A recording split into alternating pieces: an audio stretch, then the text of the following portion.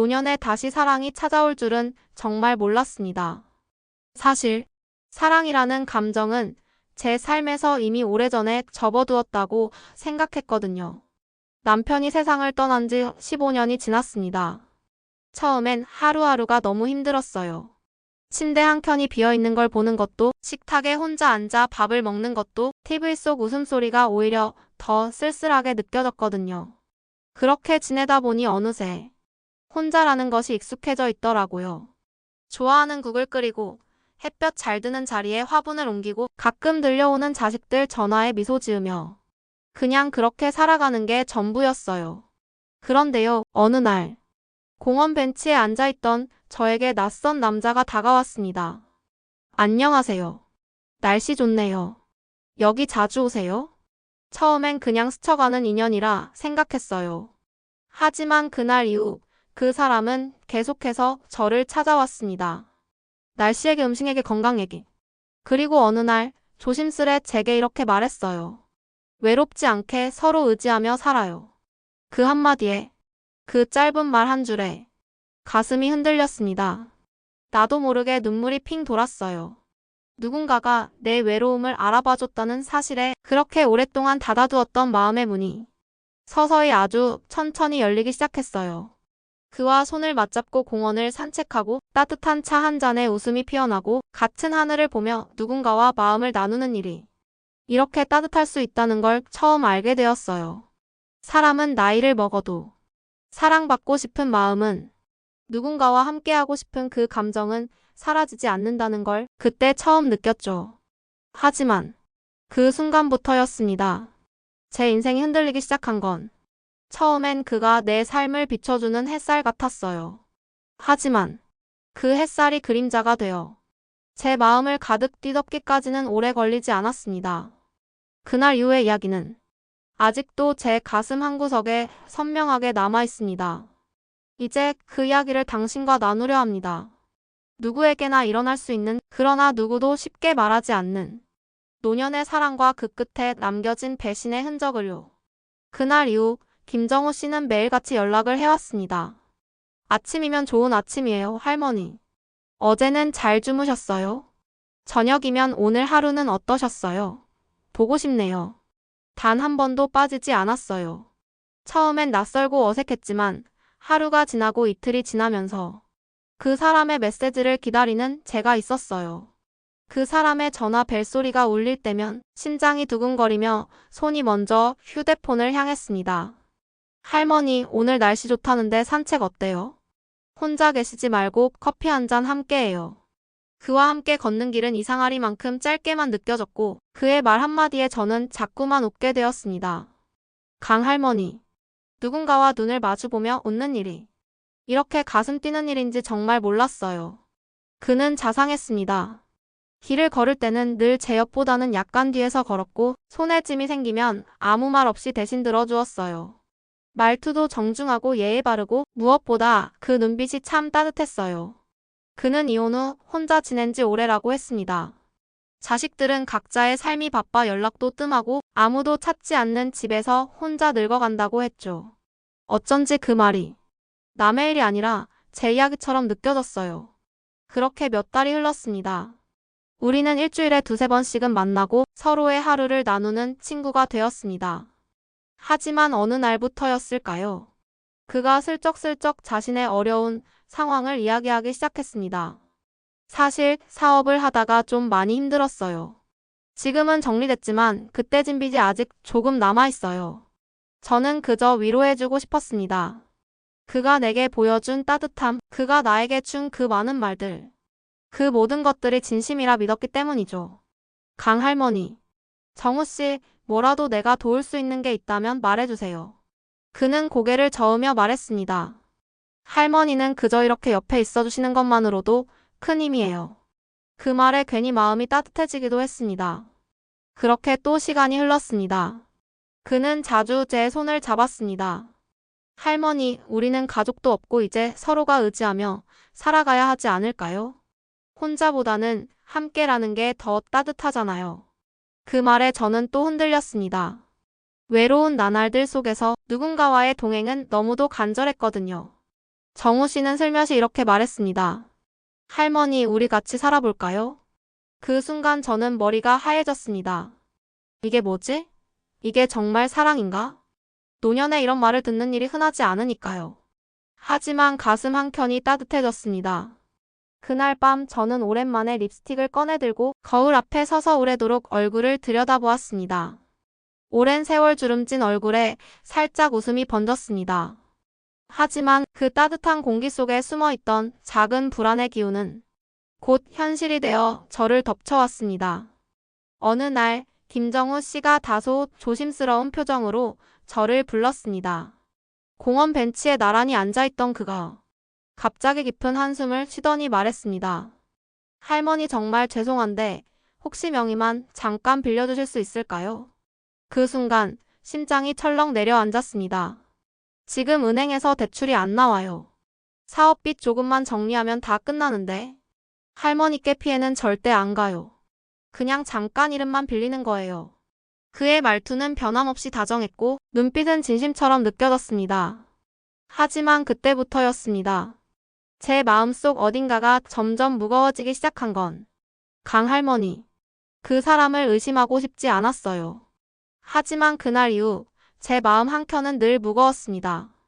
그가 말한 가족처럼 지내자는 그 말이 혹시 나의 재산을 보고 한 말은 아닐까 하는 의심이 자꾸만 고개를 들기 시작했습니다.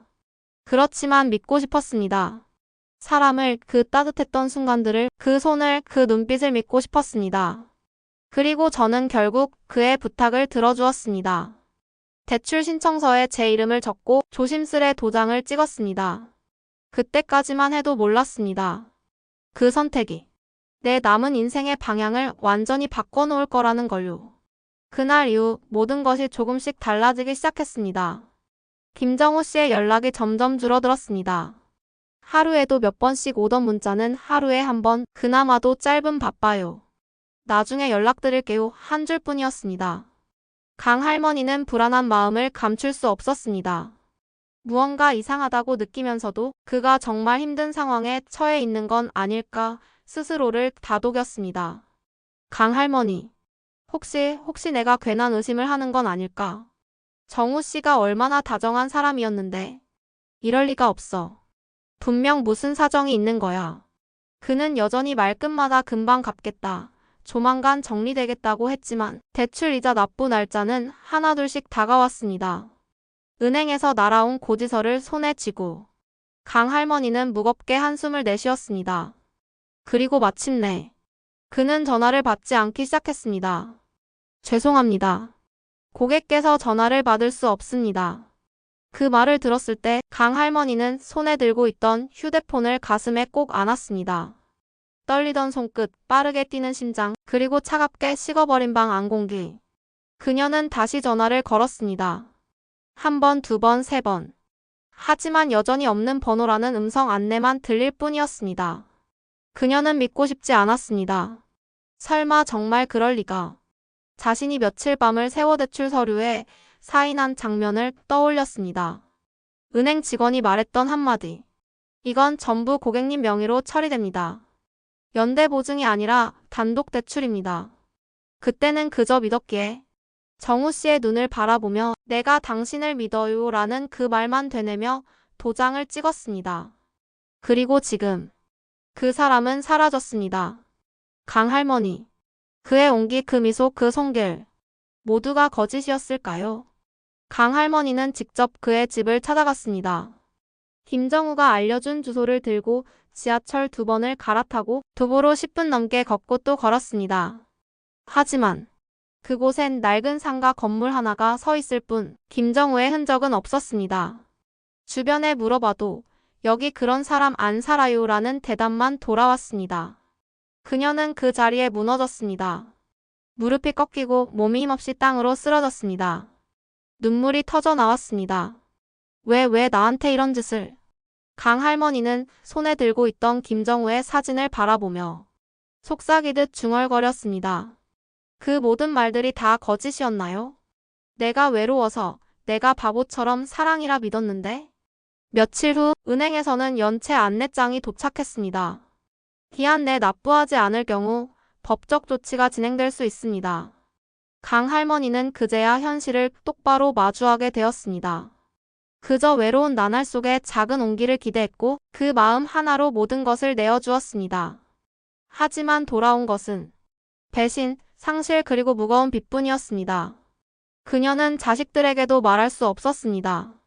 그들에게 걱정을 끼치고 싶지 않았고 엄마가 왜 그런 사람을 믿었어요? 라는 말이 들릴까 두려웠습니다. 그리고 무엇보다 자신이 바보처럼 느껴졌습니다. 강 할머니, 사람이 이렇게도 잔인할 수 있다는 걸 나는 몰랐습니다. 그 후로도 김정우는 연락이 되지 않았고 그가 알려준 카카오톡도 문자도 이메일도 모두 탈퇴 상태가 되었습니다. 세상에서 홀로 남겨진 느낌. 차가운 현실 위에 외로움마저 사치처럼 느껴지는 그날들. 그녀는 매일 저녁 창밖을 바라보았습니다. 어느 날은 눈물이 멈추지 않았습니다. 그저 누군가와 함께 걷고 싶었을 뿐인데 이런 결말은 너무하잖아요. 그날의 기억이 자꾸 떠오릅니다. 처음 나눴던 인사, 따뜻한 커피 한 잔, 그의 다정했던 목소리, 외롭지 않게 서로 의지하며 살아요라고 말하던 그 눈빛까지. 하지만 이제 그 모든 것은 허상이고 덧이었습니다. 그녀는 알게 되었습니다. 노년에 찾아온 사랑이 항상 축복이 되는 것은 아니라는 것. 외로움에 흔들린 감정은 때로는 삶 전체를 무너뜨릴 수도 있다는 것을요. 그녀의 눈에는 마르지 않는 눈물이 고였습니다. 나는 믿고 싶었을 뿐이었어요. 사람이 나를 좋아해 줄 수 있다고. 그게 그렇게 어리석은 일이었나요? 그날 이후 강 할머니의 세상은 다시 침묵 속으로 가라앉았습니다. 문득문득 김정우의 이름을 떠올릴 때마다 가슴이 저릿하게 무너졌고 그가 보냈던 메시지를 다시 열어볼 때마다 손끝이 떨리고 눈앞이 흐려졌습니다. 정말 다 거짓이었을까? 그의 따뜻했던 말들은 전부 연기였을까? 할머니는 스스로를 책망하면서도 그의 말 한마디 한마디가 얼마나 치밀하게 자신의 마음을 파고들었는지를 떠올렸습니다. 우리는 서로 의지하며 살아가야 해요. 할머니 같은 분이 제게 큰 위안이 돼요. 이젠 혼자가 아니라는 게 정말 좋아요. 그 말들이 지금은 칼처럼 날카로운 상처가 되어 할머니의 가슴을 찢고 있었습니다. 하지만 현실은 더 가혹했습니다. 은행에서는 법적 독촉장을 보냈고 상환이 지연되면 집에 대한 가압류 조치가 시작될 수 있다는 무서운 말들이 문서 속에 가득했습니다. 할머니는 더 이상 감당할 수 없었습니다. 며칠을 고민한 끝에 결국 자식에게 털어놓았습니다. 오래된 장롱 안에서 서류를 꺼내 떨리는 손으로 내미는 순간 자식의 눈동자는 서서히 흔들렸습니다. 엄마 이게 다 뭐야? 엄마 왜 혼자 이런 걸 감당했어요? 아니, 왜 대출을 엄마 명의로 받아줬어요? 할머니는 한참을 말하지 못했습니다. 차가운 눈빛을 피하듯 고개를 숙이고 눈물을 흘릴 수밖에 없었습니다. 엄마도 사랑받고 싶었어. 그 사람이 진심이라고 믿었어. 이 나이에 그런 감정을 느낄 수 있다는 게 너무 고마웠어. 그 한마디에 자식의 입도 다물어졌습니다. 누구보다 강했던 어머니. 자신을 키워주며 단 한 번도 흔들린 적 없던 어머니가 사람 하나 믿었다는 이유로 무너져 내린 현실 앞에서 자식도 아무 말 할 수 없었습니다. 시간이 흐르고 강 할머니는 그 일을 세상에 알리기로 결심했습니다. 경찰서에 찾아가 모든 사실을 털어놓았고 사기 피해자 조사 과정에 협조하며 김정우라는 이름이 가짜 신분이라는 사실도 알게 되었습니다. 그는 이미 여러 노인을 상대로 비슷한 방식의 접근을 했고 현재까지 행방은 묘연했습니다. 강 할머니는 뉴스 속 비슷한 피해자들의 인터뷰를 보며 참담한 심정에 빠졌습니다. 나만 그런 게 아니었구나. 얼마나 많은 사람들이 이 외로움에 속아 넘어갔을까. 그날 이후 강 할머니는 자신의 이야기를 글로 남기기 시작했습니다. 이야기라도 남겨야 한다. 그래야 누군가는 이런 일을 겪지 않을 수 있을 테니까. 그녀는 동네 복지관에서 노년기 사기 피해 방지 모임에 참여했고 자신의 경험을 눈물 섞인 목소리로 들려주었습니다. 처음엔 아무도 말을 하지 않았습니다. 하지만 어느새 한 사람, 또 한 사람 입을 열기 시작했습니다. 저도 비슷한 일을 당했어요. 그 사람이 갑자기 사라졌어요. 저도 혼자라는 게 그렇게 약한 건 줄 몰랐어요. 그날 복지관의 한 작은 방 안엔 오래 참고 있었던 상처들이 하나씩 터져 나왔습니다. 강 할머니는 눈물을 훔치며 이야기를 마무리했습니다. 여러분, 사랑은 나이가 들어도 설렐 수 있는 감정입니다. 하지만 그 설렘은 지혜로 감싸야 합니다. 외로움을 채우려다 인생 전체가 흔들릴 수 있어요. 그 순간 누군가는 고개를 끄덕였고 누군가는 참았던 눈물을 훔쳤습니다. 지금도 할머니는 여전히 혼자입니다. 하지만 더 이상 무너져 있지 않습니다. 그녀는 이제 사람들 앞에서 당당히 말합니다. 저는 바보가 아니었습니다. 다만 너무 외로웠을 뿐입니다. 그리고 그 외로움을 진심으로 공감해줄 누군가가 내 곁에 있기를 바랐을 뿐입니다. 그녀는 이제 외로움을 감추지 않습니다. 혼자 있는 순간이 외롭지만 그보다 더 두려운 것은 잘못된 인연에 휘둘리는 삶이라는 걸 알았기 때문입니다. 강 할머니는 마지막으로 이렇게 말합니다. 이젠 다시 사랑을 꿈꾸진 않아요. 그 대신 다시는 나 자신을 속이지 않기로 했습니다. 그게 내가 마지막으로 지킬 수 있는 나 자신이니까요. 지금 이 순간 화면 너머에 계신 여러분은 어떤 마음으로 이 이야기를 들으셨나요? 누군가는 그 나이에 뭘 그런 걸 믿어. 왜 그렇게 쉽게 속았을까라고 말할지도 모릅니다. 하지만 외로움은 나이를 가리지 않습니다. 누구든 따뜻한 말 한마디에 가슴이 흔들릴 수 있습니다. 오늘 이야기 속 강 할머니처럼 우리 부모님일 수도 있고 바로 당신 자신일 수도 있습니다. 이 영상은 단순한 사연이 아닙니다. 현실입니다. 지금도 수많은 어르신들이 같은 상처를 겪고 있고 그 사실조차 가족들에게 말하지 못한 채 혼자 감당하고 계십니다. 우리는 감정에 흔들릴 수 있습니다. 하지만 그 감정이 내 삶 전체를 무너뜨리게 두어서는 안 됩니다. 사랑보다 더 중요한 것 바로 내 인생을 지키는 지혜입니다. 혹시라도 지금 당신 주변에 누군가 조용히 외로움에 갇혀 있다면 이 영상을 함께 공유해주세요. 그 작은 클릭 하나가 누군가의 인생을 지켜주는 가장 따뜻한 선물이 될지도 모릅니다. 이 채널은 단순히 이야기를 들려주는 공간이 아닙니다. 여러분의 삶, 여러분의 가족, 여러분의 감정을 지켜드리는 작은 방파제이고 싶습니다. 구독을 누르시면 다음 영상부터 더 많은 사람들의 리얼한 이야기, 우리 모두가 공감할 수 있는 진짜 인생 이야기를 들려드릴게요. 좋아요는 이 콘텐츠가 더 많은 사람에게 도달할 수 있게 하는 가장 따뜻한 응원의 표현입니다. 그리고 여러분의 댓글 한 줄이 또 다른 강 할머니의 마음을 살릴 수 있습니다. 댓글창에 여러분의 생각을 남겨주세요. 비슷한 경험이 있다면, 누군가의 손을 잡아주고 싶다면, 그저 이 영상이 좋았다면 따뜻한 마음을 함께 나눠주세요. 함께 울고, 함께 공감하고, 함께 지혜를 나누는 공간. 그게 바로 우리 채널의 진짜 목표입니다. 다음 영상에서는 또 다른 인생의 진실을, 그리고 우리가 꼭 알아야 할 이야기를 진심으로 전해드리겠습니다. 감사합니다.